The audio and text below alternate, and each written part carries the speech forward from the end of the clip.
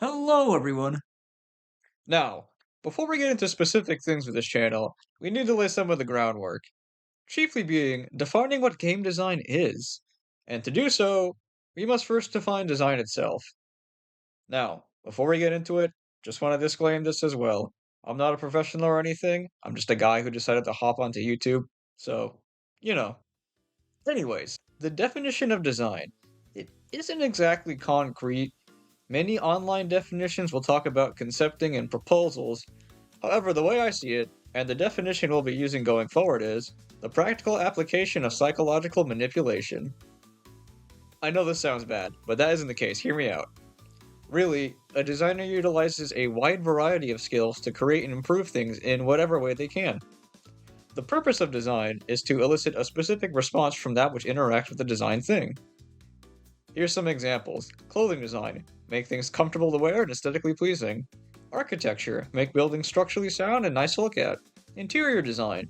Make a space functional for its usage and comfortable to be in. You get the idea. Or here's a more well-known example. Door handles. When a human sees a protruding bar with a gap between it and the door, we think pull door, because the design of the handle is pullable. Just as a flat panel on a door is pushable.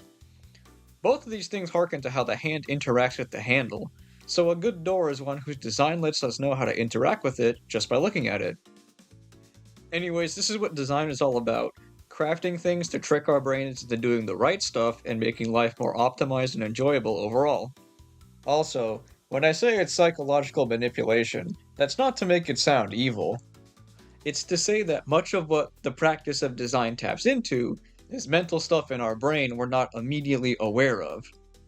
It's more like how a painter manipulates a brush and less like a narcissist manipulating your emotions. Although in today's gaming, there is certainly a lot of the latter. Now, game design I will define as the application of psychological manipulation with the goal of making the player have an enjoyable experience. In other words, creating rules, systems, mechanics, and so on that people interact with in order to create play and have fun.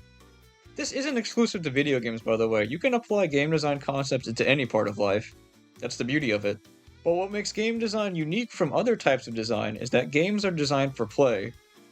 And while we're at it, play is to engage in an enjoyable activity. Again, not great, but concepts like fun, play, and design are things that are easy to identify but hard to define. In practice, most game design boils down to theorizing and decision making, deciding what things to incorporate into a game and how they will interact with each other. So in summary, game design is all about crafting elements that tap into a person's psychology to make them play. Actually, that's probably better than the definition I said earlier. Huh. Now, why am I telling you all this? Well, the definition of game design I describe in this video will be the interpretation I use in all my future videos, so I wanted to set the foundation now. But more importantly, I wanted everyone to understand the following. 1. Game design is entirely psychology. 2. Game design taps into your psychology. And 3. That game design, like all design, is grounded in our human nature. Games are designed to manipulate you, and as a designer, you can use that for good or evil. The mark of a good designer is being able to tap into our human nature and reflect that in their creation. Although, a lot of the time, what we the player may see as intentional design was often an accident by the designer that just worked out. So, no pressure to all you game devs out there. We'll say this as well, that since design is based in human nature, which varies person to person, game design is subjective. We all work in different ways, and as such, we all like different games for different reasons. A mechanic someone loves will be a mechanic another person hates. So keep that in mind.